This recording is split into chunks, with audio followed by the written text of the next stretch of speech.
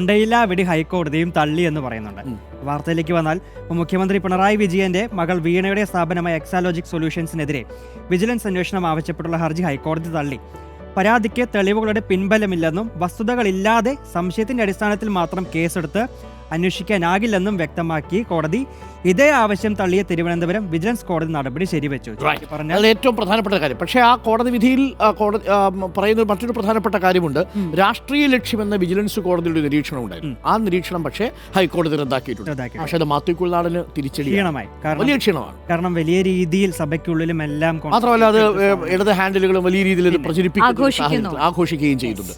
മാത്രമല്ല ഇനി അങ്ങോട്ട് മാസപ്പടി എന്ന് പറഞ്ഞ് ജനങ്ങളുടെ അടുത്തേക്ക് ചെല്ലാൻ പറ്റില്ല. അത് കഴിഞ്ഞ ദിവസം പല ചാനൽ ചർച്ചകളിലും ഒക്കെ ആയിട്ടും നമ്മളോട് തന്നെയും അത് പലരും പറയുന്ന ഒരു സാഹചര്യം ഉണ്ടായിരുന്നു. ആ പേരൊന്ന് തിരുത്തി പറയണമെന്നുള്ളത്.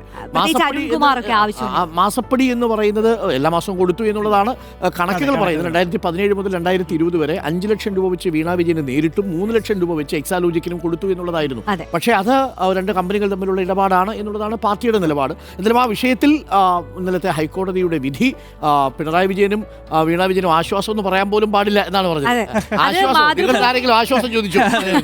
അത് മാതൃഭൂമിയുടെ ആ വാർത്തയുടെ തലക്കെട്ട് മുഖ്യമന്ത്രിക്കും മകൾക്കുമെതിരെ തെളിവില്ല.